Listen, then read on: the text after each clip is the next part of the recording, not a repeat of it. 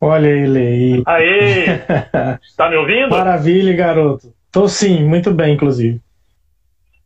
Beleza, deixa eu ajeitar aqui porque eu não sabia como a câmera ia aparecer, ficou meio enquadramento, não tava bom. Vamos lá. E de câmera você Acho que tá entende melhor. enquadramento, cenografia, né? Vamos lá, né? Bom, muito bom. Então, Boa noite, Gustavo. temos aqui 320 páginas. Boa noite, boa noite. Vai ser uma delonga. Boa noite a todos novamente, e a todas que nos acompanham constantemente aí no canal Difuso e também aqueles que vêm pela primeira vez, né? Nós estamos hoje aqui no Instagram no quadro Diálogos.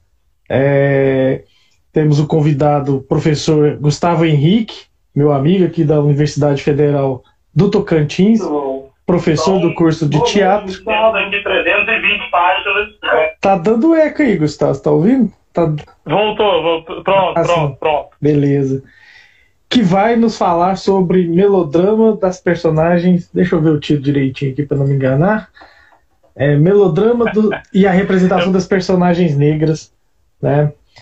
Só alguns recadinhos antes de passar a palavra para o Gustavo.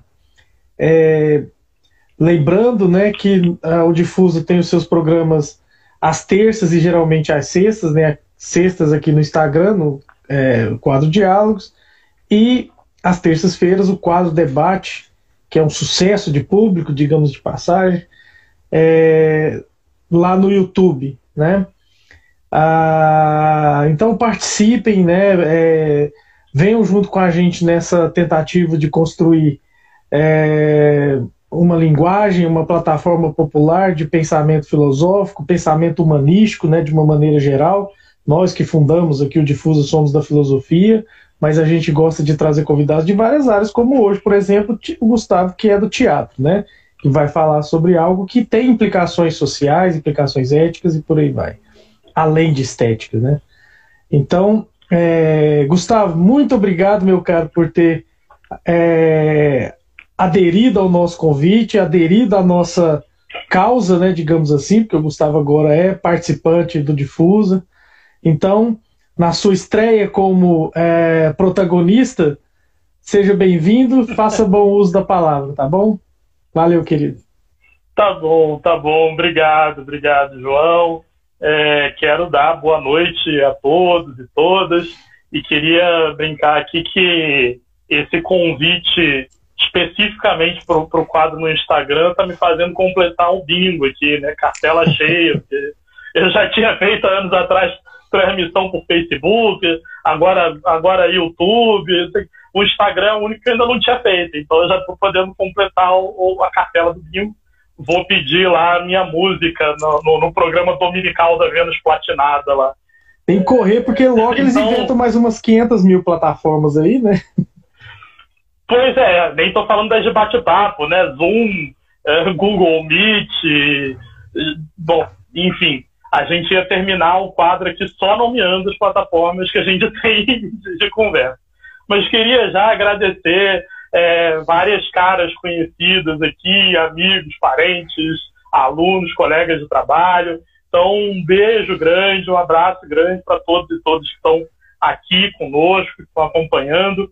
E vamos lá, assim, eu escolhi esse tema justamente para a gente poder pensar um pouquinho para além, né, das relações estéticas, a implicação destas relações socialmente, né, na produção do imaginário, né, do nosso imaginário. Então, vou tentar me organizar aqui com o tempo, mas se por acaso estiver me alongando demais, João, você pode me cortar aí que eu paro. Aqui no Instagram é bate-papo, né? As pessoas vão perguntando, a gente vai entremeando, sem problema nenhum. Aparece para você aí, viu, Gustavo, no finalzinho, quando tiver faltando 30 segundos, que o tempo tá acabando. Então você não precisa eu te controlar, não. Pode tocar o barco. Então pronto. Então beleza. Então, a primeira coisa, né? Então, eu escolhi essa fala partindo da noção de melodrama, por entender que ele é uma instância que molda grande parte da nossa cultura hoje em dia. Desde a literatura, que de certo modo é onde ele surgiu, até, e eu acho que principalmente nesse caso, teatro, televisão e cinema. E aí eu depois tenho como passar essas referências e tal, mas eu começo pegando um texto do Ismael Xavier, que é um autor, acho muito importante no Brasil para pensar cinema, melodrama, relações entre teatro e cinema brasileiro, e ele tem um texto que eu acho que é particularmente interessante, porque é um texto que saiu em revista, mas que saiu também em jornal, então ele tem uma leitura, né, um diálogo tranquilo, legal de você ler, né? Não é aquele texto acadêmico duro, de difícil acesso, que é um texto que se chama Melodrama ou A Sedução da Moral Negociada. Então, o próprio título já brinca com o que seriam essas características do melodrama, né, que ele fala ali em algum momento que essa combinação de sentimentalismo e prazer visual, vamos lá, começar de novo que eu engasguei. Essa combinação de sentimentalismo e prazer visual tem garantido ao melodrama 2 séculos de hegemonia na esfera dos espetáculos. Do teatro popular do século XIX, que já era orgulhoso dos seus efeitos especiais, até o cinema que conhecemos. É interessante ele lembrar que a noção de efeitos especiais e de espanto, de arrebatamento das emoções do público, ela já estava lá, né? Não é só Hollywood e os efeitos computadorizados, né, que são responsáveis por isso, né? Então, uma outra etapa. Mas aí a primeira pergunta, né, se responder aqui, é o que é melodrama? Eu estou partindo dessa premissa. Então, o que é melodrama? A gente está falando de um gênero que surge pós-Revolução Francesa, né? A Revolução Francesa no final do século XVIII, a queda da Bastilha em 1789, a Revolução Francesa vai até o final de 1700, e o melodrama vai surgir justamente logo ali, nessa sequência, nesse caldo cultural ali. Então ele surge no século XIX, ali em 1800, no início de 1800. Que características dele, né? O Ismael Xavier, nesse mesmo artigo, ele vai fazer logo no início uma comparação ali entre a tragédia clássica ou mesmo o realismo moderno, né? Entendendo que nesses gêneros o personagem ele vai se defrontar com o que ele coloca ali, uma rede de contradições que testa seus limites em relação ao próprio destino, mas ao mesmo tempo expõe como os seus atos levam a consequências diretas não só em relação a ele, né, mas a quem está à sua volta. Se a gente for pensar, por exemplo, na tragédia, né, isso é muito claro. Em geral, a falha trágica ela vem muitas vezes de erros e de falhas do próprio herói. São os seus passos que vão levar à falha. Para não me alongar muito aqui, né, quer dizer, quando a gente vai para o melodrama, se a gente for pensar nessa noção mais até radical ali, né, assim, melodrama puro, né, puro suco de melodrama, o que a gente tem? A gente tem, eu vou até citar aqui o Ismael Xavier, a apresentação de um mundo mais simples, em que os projetos humanos parecem ter a vocação de chegar a termo e o sucesso é produto do mérito e da ajuda da providência, ao passo que o fracasso resulta de uma conspiração exterior que isenta o sujeito de culpa e o transforma numa vítima radical. Ou seja, se constrói uma dicotomia, né, uma divisão entre bem e mal, entre um bem completamente puro e inocente e um mal que visa prejudicá-lo. O famoso mocinho e bandido, o famoso o herói lá que vai salvar todo mundo. Então, isso vai apresentar esse apelo sentimental que o Ismael Xavier colocava. Essa relação vai fazer, inclusive, que o melodrama se torne muito profícuo, né? Que ele avance muito no campo da dramaturgia teatral, até mais do que na literatura, e posteriormente no cinema, na televisão, pela possibilidade, inclusive, se a gente pensar em termos de dramaturgia, de personagens, né, pela possibilidade de conflitos que ele oferece, né, conflitos muito interessantes e de apelo emocional muito forte. Mas para entender, se a gente for parar para pensar, para entender a base desses conflitos, a gente volta lá no ponto de origem do melodrama, porque ele vai se moldar justamente incorporando o momento de conflito entre o antigo regime aristocrático, entre o antigo regime monárquico e uma ascensão da burguesia. Então, nesse sentido, tem um autor que o Ismael Xavier cita, que é um crítico americano, que chama Peter Brook. Não confundir com o Peter Brook, que é um diretor de teatro, nem com o Mel Brooks, que é um diretor de comédia de cinema. O Peter Brooks, ele vai dizer que o melodrama, ele substitui o gênero clássico porque a nova sociedade demanda outro tipo de ficção para servir de papel regulador, moderador. Então, esse papel agora, ele é exercido por essa espécie de ritual cotidiano, né, onde a moral do gênero, né, se a moral do gênero supõe conflitos sem nuances entre bem e mal, se oferece uma imagem simples demais para os valores partilhados, isso se deve a que a sua vocação é oferecer matrizes aparentemente sólidas de avaliação da experiência num mundo tremendamente instável. Por quê? É capitalista na ordem econômica, pós-sagrado no terreno da luta política, porque não tem mais a antiga autoridade do rei e há um esvaziamento da antiga autoridade da igreja, e ele também não tem mais o mesmo rigor normativo no terreno da estética. Se a gente pensar principalmente na França, né, havia ali um rigor, o classicismo francês, com as suas regras muito rígidas, a instituição de academias que normatizavam as relações, o rei com o seu poder absoluto, a igreja que ditava as relações, você tem um esvaziamento dessas relações. Então você tem trocas capitalistas economicamente. Quer dizer, a burguesia são o quê? São os burgos, os comerciantes das regiões que se urbanizavam, das cidades que se urbanizavam. Então, você tem agora que precisa de um gênero que seja flexível, capaz de rápidas adaptações, e que vai, nesse sentido do melodrama, formalizar um imaginário que busca sempre dar corpo à moral, torná-la visível quando esta parece ter perdido seus alicerces. Prove à sociedade de uma pedagogia do certo e do errado que não exige uma explicação racional do mundo, confiando na intuição e nos sentimentos, abre aspas, naturais do indivíduo, né? Na lida com dramas que envolvem quase sempre os laços familiares. Então, ele tem essa função efetiva de propagação dos valores morais dessa nova classe, dessas novas relações, né? Numa estrutura onde o sucesso seja produto do mérito e da providência divina, prosperando a despeito de todos os ataques representantes da maldade. Qualquer semelhança com a noção de meritocracia que a gente tem hoje em dia não é mera coincidência. É exatamente vindo daí.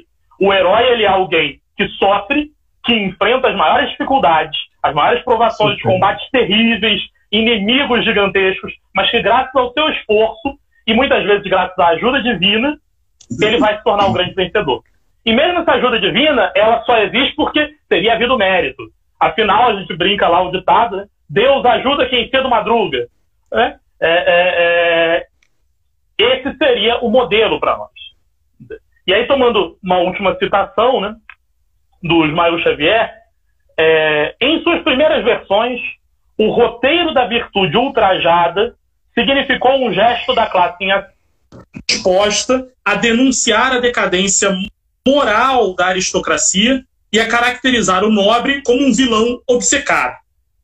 Mais tarde, a ameaça mudaria de sinal e passaria a ser encarnada pela suposta barbárie das classes laboriosas. A burguesia inverteria a direção do olhar, elegendo novo inimigo de classe, estigmatizando o pobre, os povos colonizados, outras etnias, tal como ainda acontecia no período clássico de Hollywood, obviamente sem excluir os vilões aristocratas que continuavam também a exibir a sua arrogância de classe e os seus nobis. Mas a questão é que, quando essa burguesia deixa de ser uma classe em ascensão e se torna a norma, se torna a instituição normativa, a mensagem moral do melodrama passa a não se voltar mais para a aristocracia, porque essa, de certo modo, já estava superada. Ela começa a ser utilizada contra classes que estão ascendendo, né? trabalhadores, povos colonizados, outras etnias. Então, e aí eu brincava quando eu escrevi, né? Então agora finalmente a gente pode sair um pouco da salvaguarda lá do Ismael Xavier. Volta ele para a prateleira um pouquinho e vamos falar sobre essa relação que eu estava propondo no título do nosso encontro, né? No título da fala, que é como a estrutura do melodrama vai exercer influência direta na forma como as figuras negras, como as figuras pretas vão ser representadas nas artes do espetáculo, né? E aí eu já estou abrindo aqui espaço para fazer um pouco não só do teatro, mas para o cinema também. E eu vou começar justamente pela principal indústria cinematográfica que nós temos atualmente, que é Hollywood. Então, para a gente falar do cinema de Hollywood, a gente tem que entender que uma das bases fundamentais do cinema hollywoodiano é o melodrama. Vem da influência do teatral, né, com uma absorção de um teatro melodramático. É um cinema cujas obras, em geral, trabalham com essa estrutura de comover o espectador e reafirmar valores morais. Então, elas dependem que os seus personagens tenham posições muito bem consolidadas.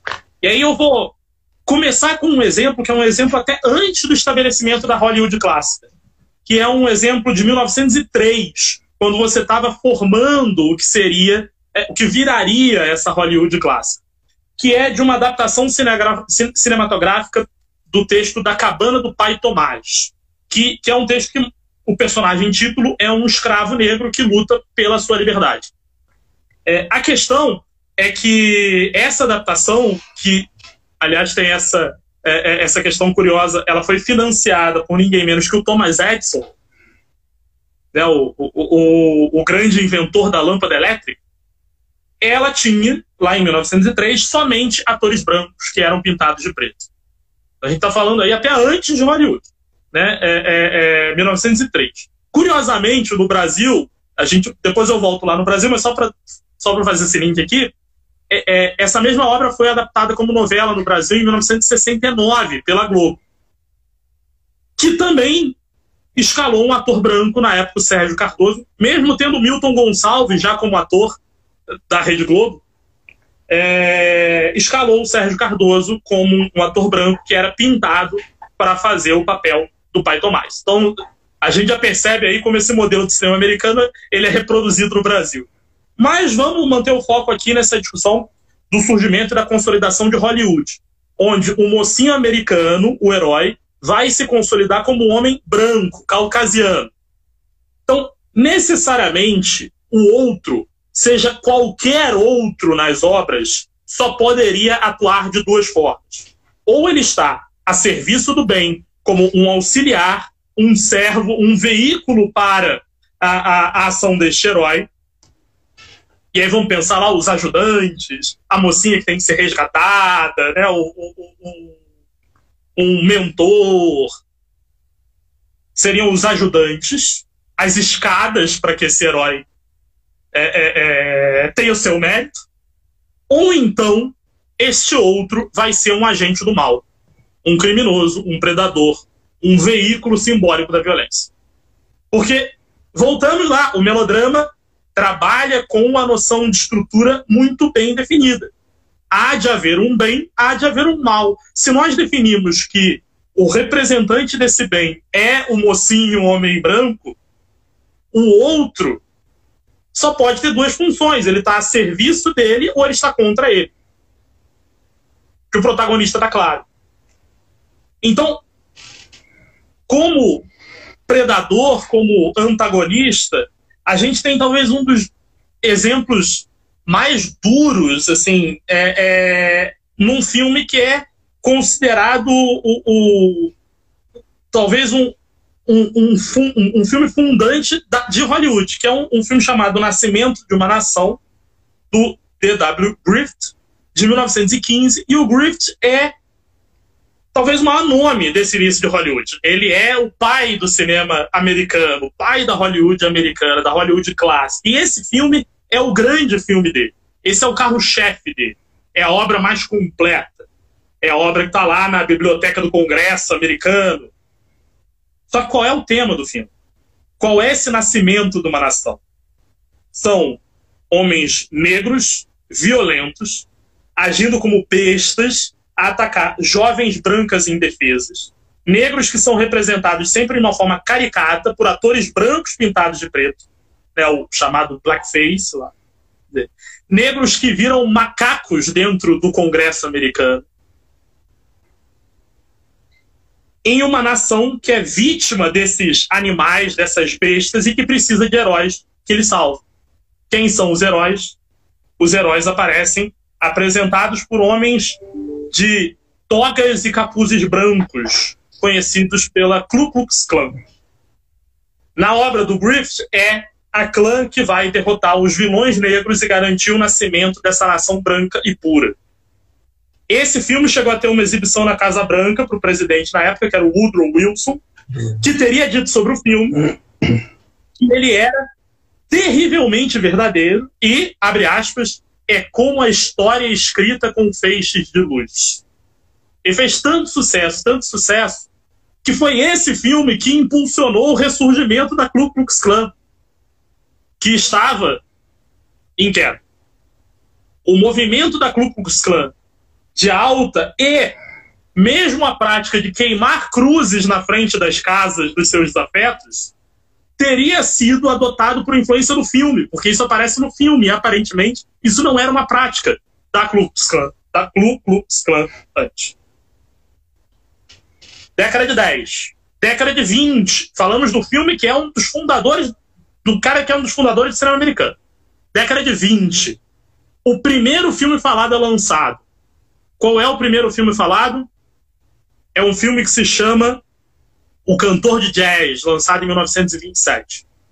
Onde o ator Al Johnson faz o papel de um jovem judeu que quer cantar, mas a sua família não permite. O que ele faz, então? Se disfarça de negro, aparece na tela pintando o rosto para cantar jazz sem ser reconhecido. Se o filme do Griffith ajudou a construir e definir na Hollywood clássica os personagens negros como animais violentos, né, esse primeiro filme falado, ele ajudou a apresentar a noção do homem branco usando a cara pintada de preto. Porque isso já tinha aparecido lá no Pai Tomás, mas esse é um filme de muito maior impacto. Esse é o primeiro filme falado da história do cinema americano. Né?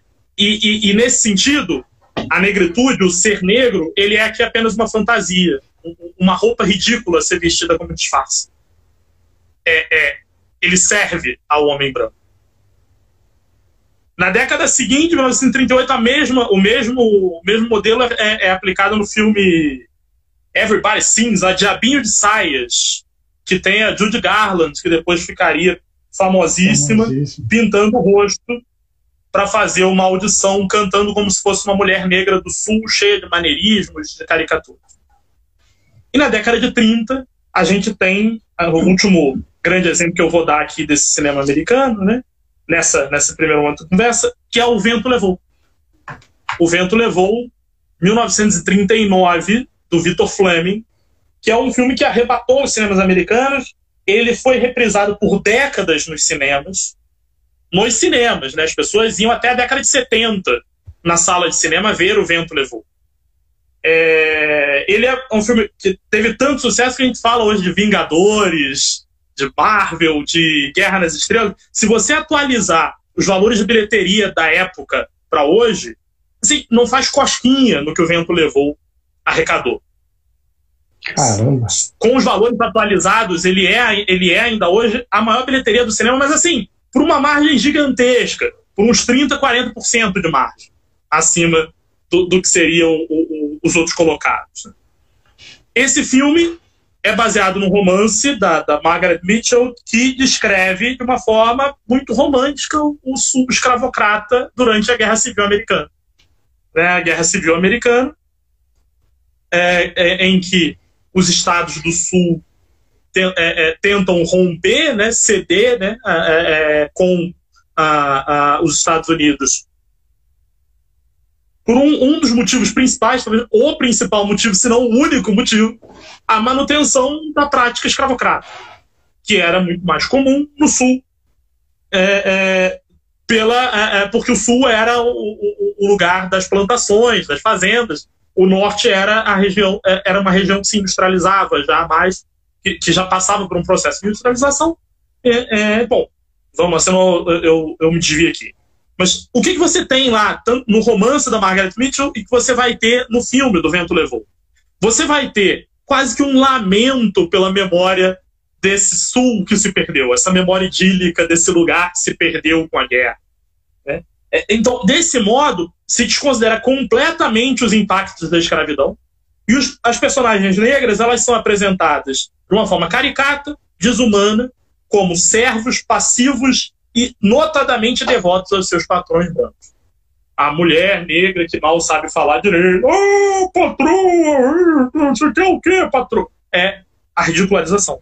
Então a gente tem aqui, nas 4 primeiras décadas do século XX, né, exemplos de como a negritude foi desumanizada, apropriada, objetificada, transformada ou em sinônimo de violência ou em subserviência.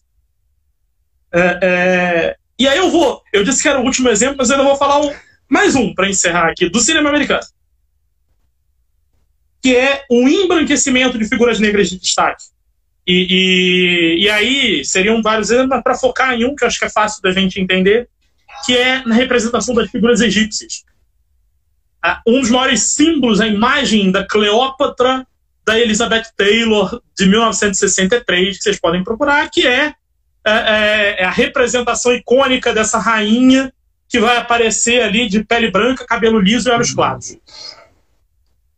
Ainda hoje, 2014, Êxodo, Deuses e Reis. 2016, Deuses do Egito. São filmes em que os reis e deuses egípcios aparecem interpretados por atores brancos. Até aqui no Brasil, nos 10 mandamentos lá da novela da Rede Record, o povo egípcio é apresentado a nós como um povo branco, de deuses brancos, reis e rainhas brancos. Então, sim, a representação negra, ou ela é de um negro subserviente, ou de um negro violento, ou quando estaria em destaque, ele é embranquecido. Não sei como é que está o tempo aí, João, para me organizar mais ou menos aqui nesse bate-papo. Faltam meia hora quase, 29 minutos. Não, então dá para eu falar, mas dá para agora trazer o exemplo aqui para o Brasil um pouquinho. Deixa eu só fazer alguns exemplos. Vai, fica à vontade. Uma pergunta, que tem o Zé Soares, nosso colega aqui da UFT, falou assim, que enquanto a burguesia for a classe dominante, o melodrama será o gênero mais vendível. Se a gente pode concluir isso a partir do que você disse, né? Se ela realmente, o melodrama seria um instrumento de dominação ideológica, artístico da classe burguesa. Assim, a gente dá alguns saltos nessa conclusão, mas eu tendo a pensar que sim. Ele para não dizer que ele é um mecanismo de dominação, eu posso dizer no mínimo que ele é talvez o gênero mais representativo do que seriam os valores que essa burguesia quer apresentar. Certo. Porque existem algumas discussões que tentam, apesar da genética, né, da origem do gênero artístico, da forma artística, tentam desvinculá-la da sua historicidade para caracterizá-la apenas seu aspecto formal, né? Então, às vezes tem... Sim. Então, eu acho que essa conversa de hoje que a gente está fazendo é justamente essa tentativa ali de encaixar, né? De mostrar que existe, sim, um percurso. É óbvio, e eu até peguei alguns exemplos, já que a gente está nessa conversa, eu não preciso deixar isso guardado lá para o final, né? Mas alguns exemplos que a gente pode pegar. Cadê? Se a gente pegar aqui, por exemplo, figuras como o Spike Lee, por exemplo, o Spike Lee vai se utilizar da forma do melodrama para subverter a mensagem. Isso. Então, isso acontece bastante. E isso talvez seja um dos caminhos, porque, de fato, estamos inseridos neste ambiente. Né? Esse é o veículo principal. E que move sentimentos. Porque aí, para não ficar só na vinculação com a burguesia, mas é que assim, a eficiência do melodrama tem a ver com essa manipulação de sentimentos, de emoções, de forma simplificada. Uhum. Nós nos atraímos por essa. Se a gente for pensar o que as redes sociais digitais, tem lá agora esse filme que está fazendo sucesso lá, o Dilema das Redes, lá que está lá no streaming do N gigante. Se você for parar para pensar, o que eles estão mostrando ali é como essas redes trabalham com uma manipulação das nossas emoções através da exploração dos sentimentos, de evocar com mensagens simples e impactantes os nossos sentimentos e manipular as nossas emoções e fazer com que a gente esteja aqui o tempo inteiro querendo mexer nessa telinha e passar o dedo e ficar vendo as mensagens. Né? Uma retórica, né? Uma retórica. Esse uso eu ouvi um exemplo agora eu estou tentando lembrar o canal lá, mas que aí brincava que se você der chocolate pro seu cérebro o tempo inteiro, ele vai preferir comer chocolate do que comer salada, porque o chocolate vai dar muita caloria muito rápido, sabe? Vai satisfazer o desejo muito. A salada dá trabalho, de fazer, de digerir, preparar, você tem de absorver ali aquele gosto e tal. Mas, de certo modo, né, quer dizer, esses impulsos emocionais simplificados, eles nos movem, né, nos atraem, nos emocionam. E o melodrama se utiliza muito bem disso. Uhum. E se renova, né? Tanto que o que a gente tem nos dias de hoje é um melodrama que vem se renovando e que você já não tem mais uma dicotomia tão radical, né? Você tem nuances naquele bem, nuances naquele mal, porque a mensagem muito radical, né? muito paritária ali já estava começando a ficar batida. Então, você trabalha isso para que ele se mantenha. Mas fala aí, João, tem mais? Eu tenho mais uma aqui que eu queria fazer, mas você tocou num assunto aí que vem me mexendo comigo direto, que é a crítica ao racionalismo, né? Como você está falando especificamente do surgimento de um subgênero aí a partir do século XVIII, nós já temos aí o momento de consolidação do racionalismo moderno, né? O iluminismo e por aí vai. Você vê essas novas formas artísticas trabalhando dessa forma, utilizando-se de forma racionalista desses casando com a técnica, ou seja, a arte, aí belas artes mesmo, com as técnicas, inclusive para se utilizando dessa forma de padronização para se apropriar disso e organizar esse controle ideológico a partir do gênero literário, no caso aí o melodrama. Você quer dizer, a arte que até então muito se discute, né? A arte mesmo é prazer, é puro prazer, até a técnica deve ser pensada a partir disso e não como critério para construir o prazer. Então, assim, tem muitas discussões estéticas sobre isso.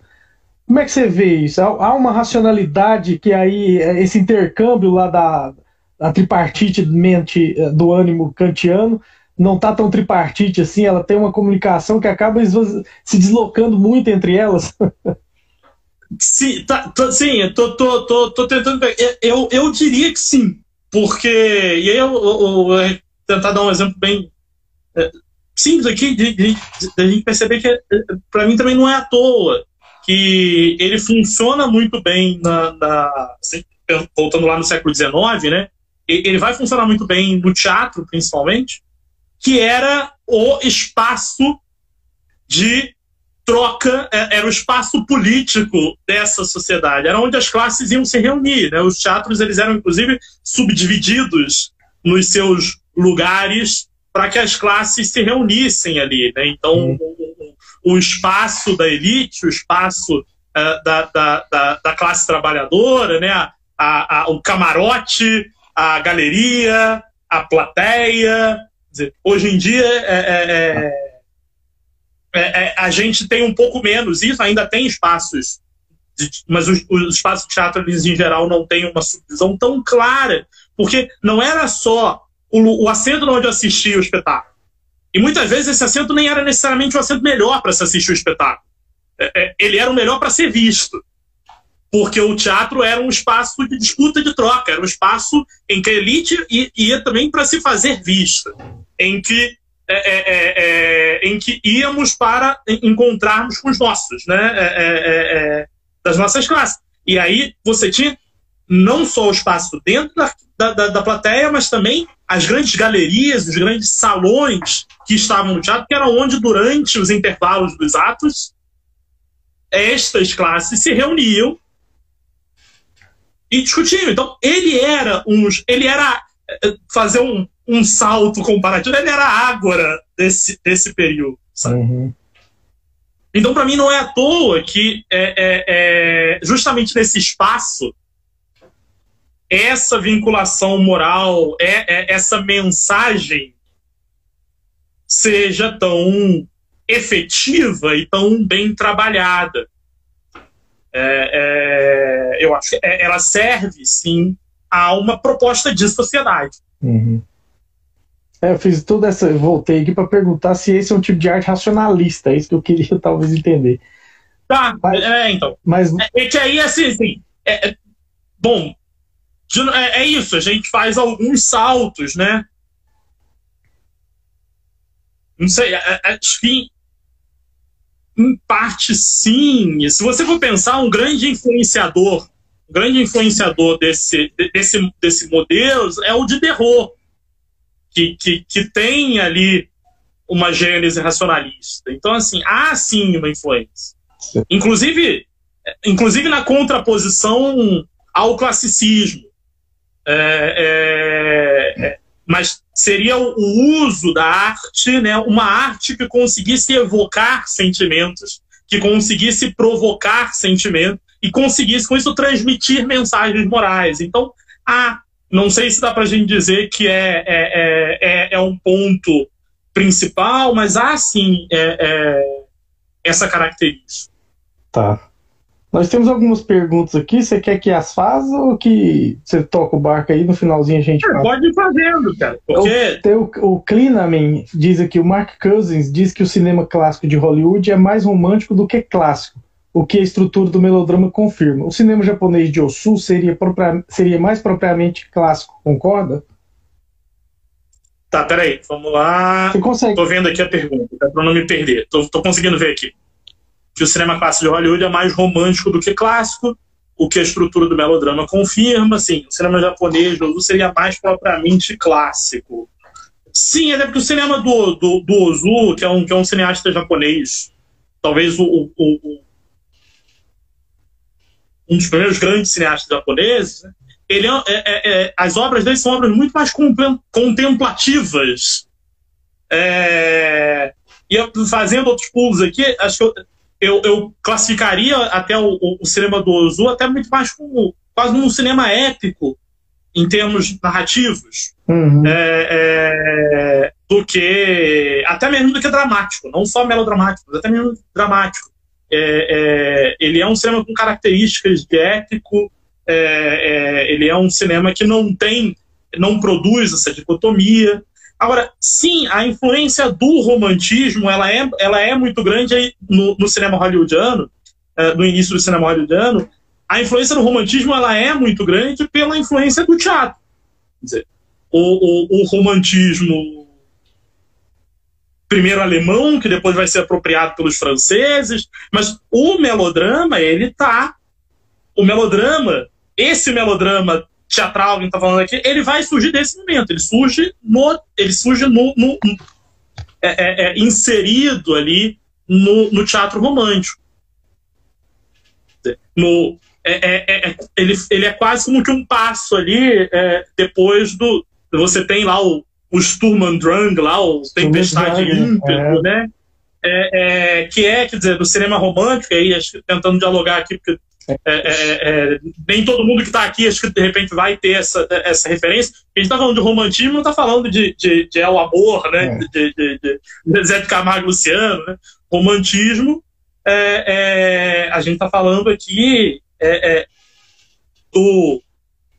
de um gênero que surge na Alemanha e que vai depois ser meio que apropriado e difundido na França, mas que tem como características principais, numa oposição ao modelo clássico, né, que ele tem como características principais essa relação de emoções muito forte, né, de cores muito vivas, né, parece que tempestade e ímpeto, né, quer dizer, tinha uma frase que eu estou tentando lembrar se era do Victor Hugo, de quem que era, que dizer que ele queria que os personagens dele fossem os mais sublimes e mais grotescos ao mesmo tempo. Que é assim, não tem meio termo, né? Seria a gradação tudo para cima, tudo para baixo. E se a gente for pensar a dicotomia do bem e mal, né, também tá tudo para um lado, tudo para o outro. Então, a evocação das emoções, desses sentimentos, ela está nesse caldo cultural. Talvez já esteja me enrolando aqui. Como é que tá aí? Tem pergunta? Eu volto aqui. Tem pergunta, mas toca o barco aí, porque essa pergunta deve ficar um pouquinho mais para frente. Tá. Então eu vou tentar falar um pouquinho de Brasil aqui. Aí tem assim, tem algumas figuras, acho que um livro que é para mim, que sou de teatro, um livro muito legal é esse aqui. Tá dando para ver aí? A História do Negro no Teatro Brasileiro. Vejam que a capa já está toda surrada, porque eu vivo folheando ele, que é do João Pino dos Santos, né? Você tem alguns livros sobre o negro no cinema também. E aí eu queria pegar, tá num artigo que eu falei, eu posso passar referência também lá depois, né? Que é do Joel Araújo, em que ele cita algumas falas da revista Cinearte. A revista Cinearte foi uma das principais publicações brasileiras sobre cinema entre a década de 20 e a década de 40. Então, para ter ideia, assim, mais de 500 edições. Assim, era, assim como na França foi surgir lá os cahiers de cinema, a revista que tentava discutir o que era cinema, né? E aí as duas falas que o Joel Araújo destaca, que são sobre como negro era visto, né? Então, quando deixaremos desta mania de mostrar índios, caboclos, negros, bichos e outras aves raras dessa infeliz terra aos olhos do espectador cinematográfico? Vamos que, por um acaso, um desses filmes vá parar no estrangeiro. Além de não ter arte, não haver técnica nele, deixará o estrangeiro mais convencido do que ele pensa que nós somos, uma terra igual ou pior a Angola ou ao Congo. E a outra fala é: fazer um bom cinema no Brasil deve ser um ato de purificação de nossa realidade, através da seleção daquilo que merece ser projetado na tela. O nosso progresso, as obras da engenharia moderna, nossos brancos bonitos, nossa natureza. Então, a gente está vendo aqui, né, como o cinema não teve a parte do que foi esse movimento de embranquecimento, esse movimento eugenista, né, que a gente viu na Europa, nos Estados Unidos e no Brasil, né? E no Joel Rufino, né, que é o sobre teatro, esse aqui era sobre o cinema. No sobre o teatro, eu destaco aqui que eu acho que é uma fala muito boa, até por quem está falando. Porque são duas falas aqui, são falas do Nelson Rodrigues. O Nelson Rodrigues era um homem branco que se declarava mesmo como conservador nos anos 40, anos 50. Essa fala aqui é dos anos 50, sobre a peça Sortilégio, do Abdias do Nascimento, com o Teatro Experimental do Negro.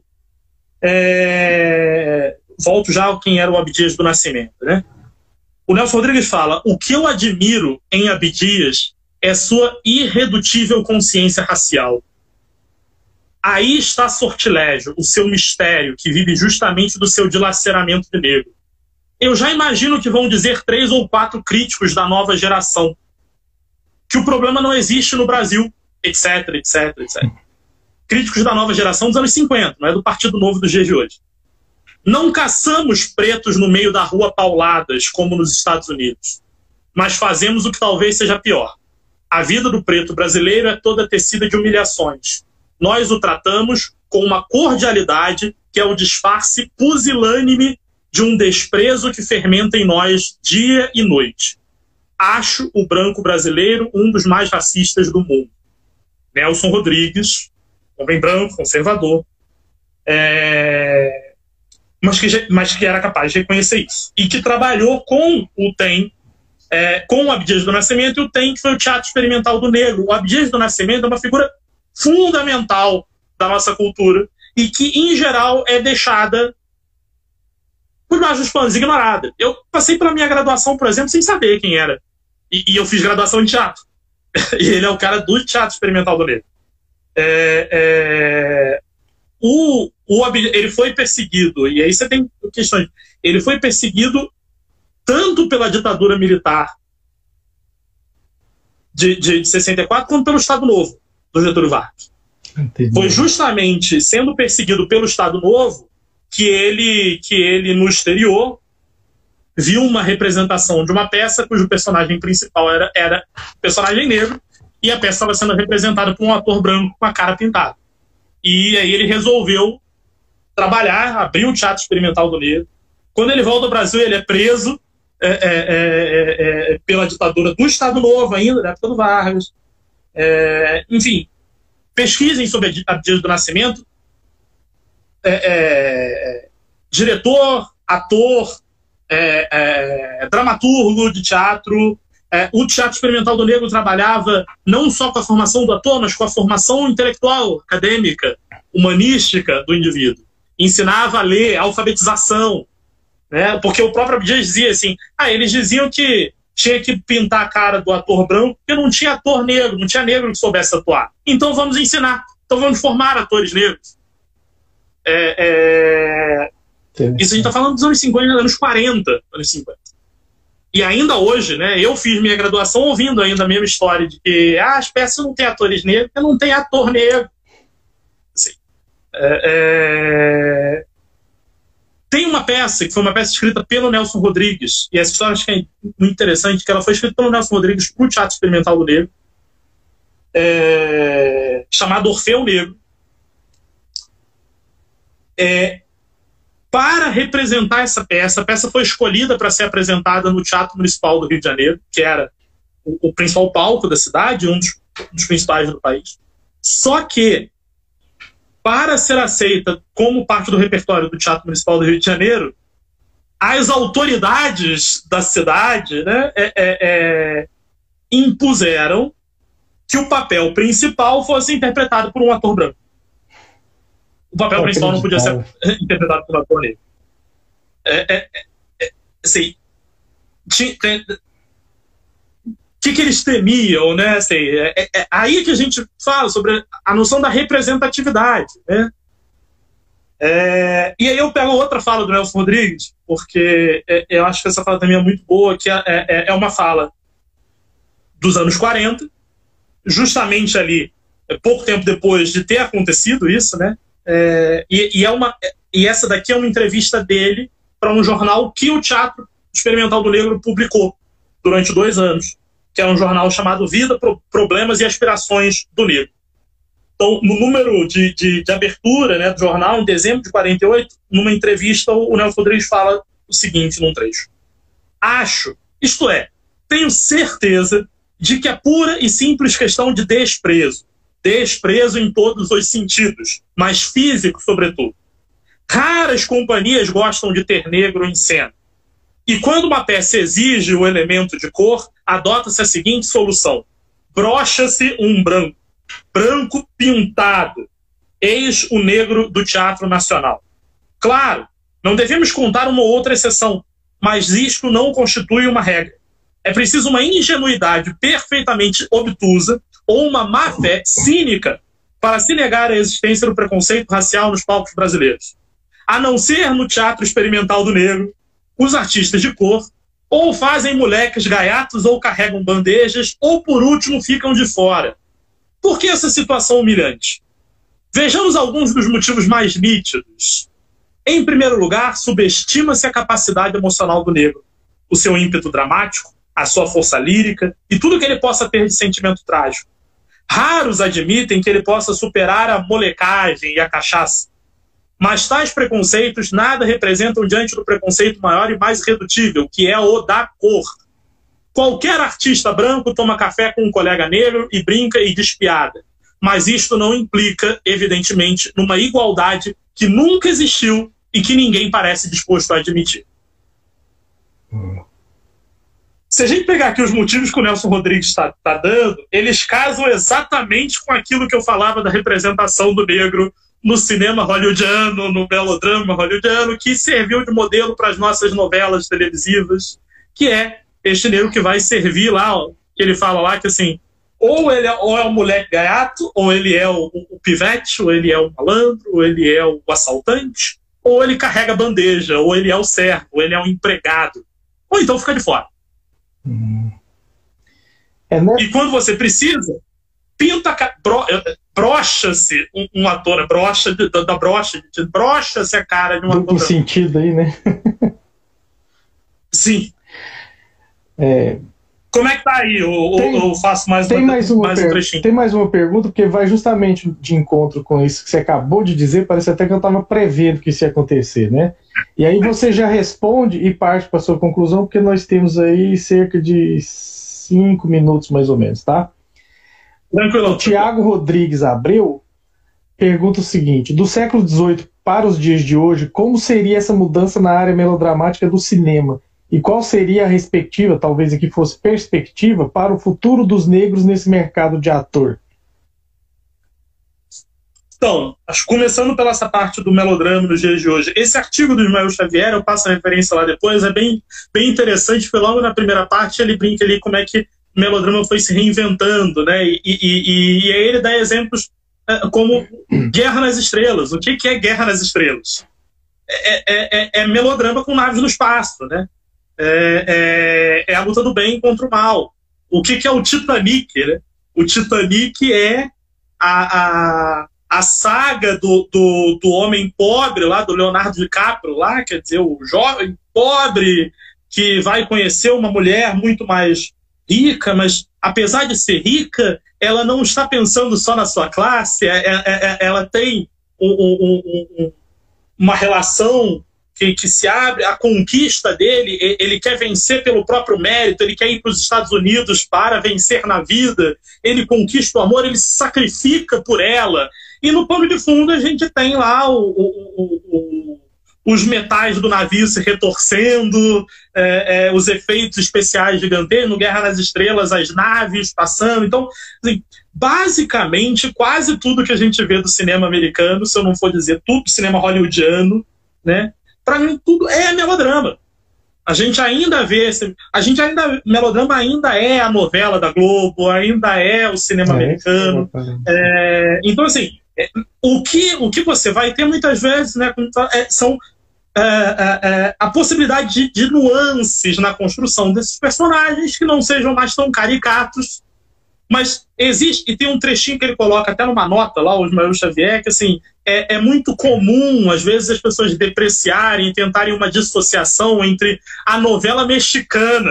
A novela mexicana, que é o dramalhão, que é o melodrama da novela brasileira, que é muito realista, do cinema americano, que é muito realista. Só que aí você está classificando uma forma, você está justamente a versão estereotipada da forma, sem perceber que há uma continuidade no conteúdo, na proposta conteudística, que é essa disputa de sentimentos e essa difusão, propagação de uma moral. Então, ele continua. E acho que a segunda parte, né, eu falei, por exemplo, do Spike Lee, acho que o que você tem cada vez mais, né, quer dizer,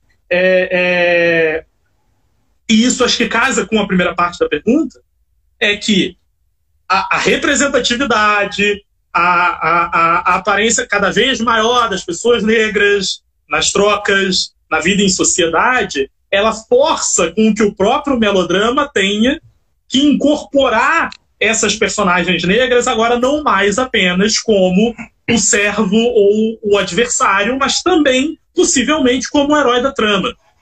Ainda que a gente veja isso principalmente em filmes que são dirigidos por diretores negros, são propostos por diretores negros. Falei aqui do Spike Lee, vou pegar um exemplo também de blockbuster, o Pantera Negra. Pantera Negra é melodrama com a personagem negra como herói. Então, o que você vai ter, né, aí a gente fecha o ciclo aqui dessa questão do melodrama e a representação das personagens negras. O melodrama hoje, ele ainda vai na sua grande... Assim como as personagens femininas, né? Você tem cada vez mais mulheres protagonistas de obras, mas a grande maioria das obras ainda é protagonizada por heróis brancos. Então, assim, ainda se mantém. Mas você vai tendo, inclusive, porque os estúdios vão sendo forçados. Né? O caso do Vento Levou, com esse movimento todo que a gente teve recentemente nos Estados Unidos, o Vento Levou foi retirado lá da plataforma de streaming da HBO lá e foi recolocado algumas semanas depois com uma professora de cinema, crítica de cinema negra, fazendo uma introdução para o filme. Você vai assistir o filme lá, você vai ouvir a mulher falar ali 10 minutinhos para contextualizar. Porque ou era isso, ou acabar, ou tira o Vento Levou. Uhum. E muita gente ainda criticou, mesmo ele voltando. Eu mesmo assisti, vi o que foi essa contextualização e acho que ainda tenta passar pano um pouco. Mas é a tentativa, inclusive, de trabalhar com... Porque, de novo, se o melodrama trabalha com essa manipulação de sentimentos, com essa evocação de sentimentos, de emoções, nesse momento que a gente está vivendo, assim, para se manter financeiramente, para continuar sendo, inclusive, um gênero predominante, ele precisa incorporar alguns anseios sociais que são anseios das minorias, que são anseios de mulheres, de negros, de LGBTs, pessoas LGBTs, sim. Ele precisa trabalhar mais do que a gente vê, assim como na nossa sociedade como um todo, é que ainda são esferas minoritárias. Né? A gente ainda vive... E aí eu queria fazer o gancho para encerrar, né, que é fazer o gancho, porque essa representatividade da figura negra, que, como eu disse, hoje em dia ela começa a melhorar, mas o resultado de décadas em que a figura negra é apresentada sempre. O tempo aí apareceu, você viu, né? 20 segundos. Não apareceu para mim, não. Ainda bem que você avisou. Faltam 20 segundos. Vai cair a conversa ou dá tempo de encerrar? Não, a gente vai ter que encerrar porque cai sozinho. Então a gente faz uma outra live, sempre outras vezes. Queria só agradecer, Gustavo. Um abraço para todos que nos acompanham. Obrigado. Um abraço.